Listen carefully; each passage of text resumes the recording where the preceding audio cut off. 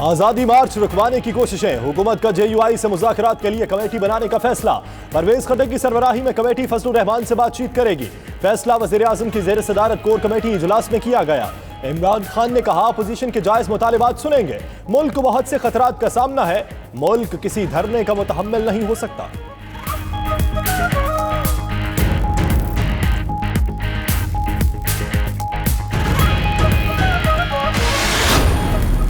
हमारे जो वज़ीर दिफा हैं परवेज खट्टक साहब, उनकी सरबराही में मुख्तसर सी एक पॉलिटिकल कमेटी तश्कील देंगे।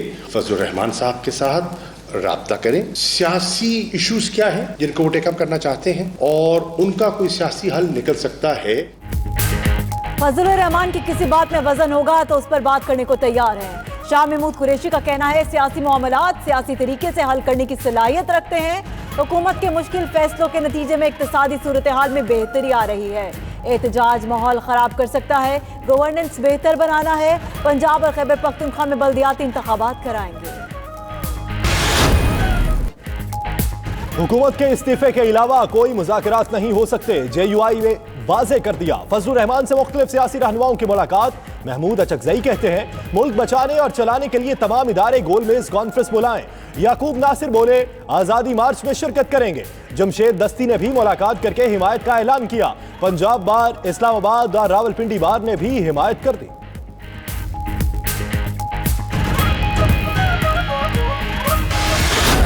एहतजाज का हक मशरूत है, लामहदूद नहीं। फजलुर रहमान का धरना रुकवाने से मुतल्लिक दरख्वास्तों पर इस्लामाबाद हाई कोर्ट का तहरीरी हुक्मनामा जारी। अदालत ने करार दिया इंतजामिया अमन व अमान के पेश नज़र एहतजाज के रूट और जगह का तयन कर सकती है। रियासत मखसूस हालात में मुल्क की सलामती के पेश नज़र एहतजाज से रोकने का हक भी रखती है। मुस्लिम लीग नून ने हुकूमत को फौरी हटाने का मुतालिबा कर दिया। पंजाब बचाओ तहरीक शुरू करने का भी ऐलान। एहसन इकबाल कहते हैं इस हुकूमत ने जनूबी पंजाब का नारा लगाकर लोगों को वरगलाया। तहरीक इंसाफ सूबा पंजाब से बदला ले रही है, इस हुकूमत के साथ मजीद नहीं चल सकते। उधर हमजा शहबाज का कहना है आज़ादी मार्च जाली हुकूमत के खिलाफ है, नून लीग जरूर शिरकत करेगी।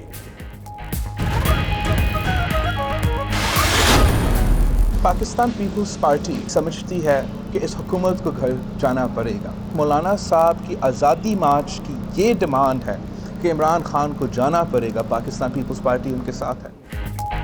पीपल्स पार्टी समझती है हुकूमत को जाना ही पड़ेगा। इमरान खान को घर भेजने के मुतालबे पर मौलाना के साथ है। बिलावल भुट्टो कहते हैं फवाद चौधरी का बयान हकीकत और इमरान खान की असल पॉलिसी है। हुकूमत 1 साल में साजिश के तहत लोगों को बेरोजगार किया। रोजगार पैदा करने की बजाय इदारे बंद किए जा रहे हैं। मुल्क में साफ और शफाफ इलेक्शन चाहते हैं।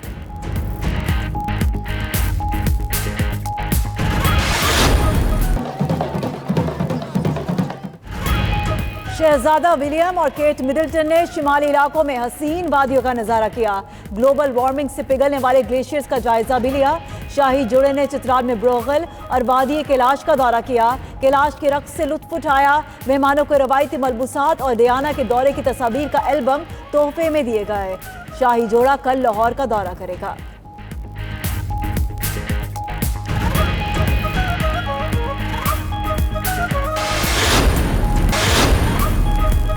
फवाद चौधरी ने सरकारी मुलाजमत के ख्वाहिशमंदों को बेवकूफ़ करार दे दिया। वजीर बराए साइंस और टेक्नोलॉजी का नया बयान सामने आ गया।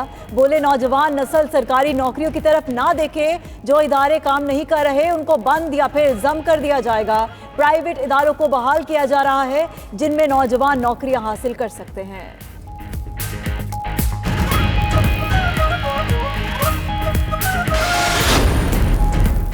हुकूमती पॉलिसीज के बायस प्राइवेट सेक्टर पहले ही मुश्किलात का शिकार है, नौकरियां कैसे दे। इरफान इकबाल बोले हुकूमत को मुलाजमतें पैदा करने के लिए साजगार माहौल देना होगा। अहमद मुगल ने कहा मौजूदा हालात में कोई नया इन्वेस्टर नहीं आएगा। अहिद खान बोले हुकूमत जितने भी फौरी ट्रेड मुआहिदे करे मुल्क में कैपेसिटी ही नहीं तो कुछ नहीं हो सकता। राना सिकंदर ने कहा फवाद चौधरी ने लोगों का दिल तोड़ दिया।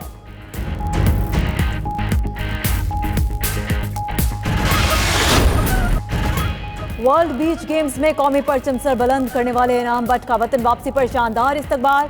इनाम बट ने कतर में मुकाबलों में गोल्ड मेडल जीता। लाहौर एयरपोर्ट के बाद कामुकी और गुजरावाला पहुंचने पर भी मद्दाहों ने पुरतफाक खैर मकदम किया। ढोल की थाप पर भंगड़े डाले। इनाम बट ने अपनी फतह मजलूम कश्मीरी अवाम के नाम कर दी।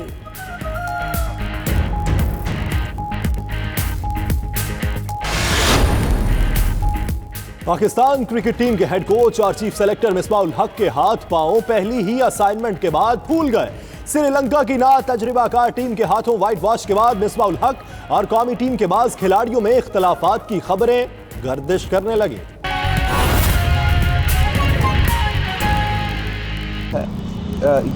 ये मुख्तलिफ इदारों जो हैं ये दवाइयाँ पहुँचा सकते हैं जो हमारे लिए बहुत मुश्किल हो सकता है। तो यहाँ यूनिसेफ के साथ और दूसरे ऑर्गेनाइजेशंस के साथ हमने एक state of the art treatment support centre बनाया है जहाँ हर मरीज़ को चाहे एडल्ट्स मेल फीमेल बच्चे भी हो सब के लिए पूरा ट्रीटमेंट का सिलसिला हो। और हमारा एक जो एम्फसिस है, जो हमारा कोशिश है कि अगर आप HIV के पेशेंट हो और आप आते हो और रेगुलरली अपना दवाई लेते हो तो फिर ये एक ट्रीटमेंट है जिसका इंशाल्लाह ताला कुछ नहीं होगा, वो अपना अच्छा वो ज़िंदगी अपना अच्छा गुजार सकते हैं। लेकिन बहुत ज़रूरी है कि वो पेशेंट बार बार आए और अपना दवाइयाँ ले, उनका ट्रीटमेंट हो। उसके लिए हमने ये सारा फैसिलिटी तो यहाँ बना दिया है। लड़काना में भी एक फैसिलिटी है जो लेकिन उनको बार बार आना का भी मसला है। उसके लिए हम सोच रहे हैं कि हम कैसे उनके लिए ट्रांसपोर्ट प्रोवाइड करें। इसलिए ट्रांसपोर्ट भी बहुत महंगा होता है, बहुत गरीब लोग होते हैं। लेकिन हमने मुख्तलिफ फ्रंट्स पे इससे लड़ने की कोशिश कर रहे हैं। ये एक बड़ा जल्दी एक इशू नहीं होगा, ये हमें मुसलसल इससे कन्फ्रंट करना पड़ेगा। Because this not just the complexities of actually dealing with cases such as this, ensuring the medication is available, ensuring that the medication is under the proper temperature, AC की ज़रूरत भी होता है। Then there's also जो societal pressure होता है, जो society में हमारा stigma है, उसके लिए हमें आप मीडिया के दोस्तों के साथ चाहिए होगा। हमें उसको तोड़ना है। बिकॉज हमने अपने बच्चों को, अब हर पाकिस्तानी को, हर सिंध का बच्चों को ये समझाना है कि कैसे अपने आप को इससे बचाए। और अगर खुदा ना खास्ता किसी भी वजह से किसी को HIV हो तो इनका यहाँ पहुँचाना और यहाँ वो दवाई लेना और मुसलसल लेना बहुत ज़रूरी है। हमारा कोशिश है, हमारा ख्वाहिश है कि यहाँ जो रटोदेरो का सेंटर है वो एक सेंटर ऑफ एक्सलेंस बने, जो कि बाकी मुल्क भी उसको फॉलो अप करे और इसी मॉडल को लेके चले। और हम चाहते हैं कि हम जानते हैं, आप सब जानते हैं कि सारे सूबे में ये इशू है और हम इनवाइट करते हैं सारे पाकिस्तान के जो हेल्थ डिपार्टमेंट्स हैं कि हमारे साथ मिल के काम करें। इसको इस इशू को छुपाने से कोई फ़ायदा नहीं है, इस इशू को डाउन प्ले करने से कोई फ़ायदा नहीं है। अगर आप में कोई बीमारी है, अगर आपके अवाम में कोई बीमारी है तो आपने उसका हल निकालना है और हुकूमत का ज़िम्मेदारी होता है। ख़ास तौर पे पाकिस्तान जैसे मुमालिक में ज़्यादातर हमारे अवाम गरीब हैं। हुकूमत का ज़िम्मेदारी होता है कि हम इसका मुकाबला करें। हम जानते हैं कि हमारे बहुत से चैलेंजेस हैं, हमने इसको मुख्तलिफ फ्रंट्स पे का मुकाबला करना है।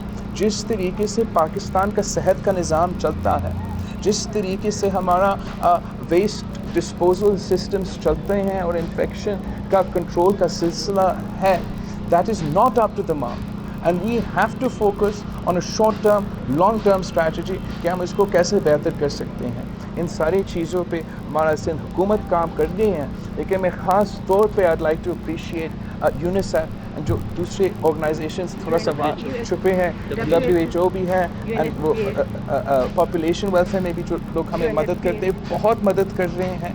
और इनके बगैर हम ये काम नहीं कर सकते थे। और इंशाल्लाह ताला हम इसका स्टैंडर्ड इसलिए बरकरार रखेंगे कि हम मिल के काम कर रहे हैं। आज यहाँ हमारा पहले ब्रीफिंग में HIV का जो रिप्रेजेंटेटिव है यूनाइटेड नेशंस से हमसे एक मीटिंग में थी, जो यहाँ भी है लेकिन आई कांट फाइंड। और वो हमें बता रही थी कि यूनाइटेड नेशंस में इतना बड़ा ब्यूरोक्रेसी होता है, लेकिन इसलिए कि इनका ये मिलजुल के काम करते हैं और इनका कोऑर्डिनेशन इतना अच्छे है, इन्होंने यूनाइटेड नेशंस की तरफ से इतना जल्दी ये कर सके जो कि पहले नहीं कर सके। तो मैं उनका एफर्ट्स को भी अप्रिशिएट करना चाहूँगा। और यहाँ के यंग डॉक्टर्स और नर्सेज जिनसे मैं आज मिले हैं, जो इस लेडी हेल्थ वर्कर्स ख़ास तौर जो हाँ काउंसलर्स का किरदार भी अदा कर रहे हैं,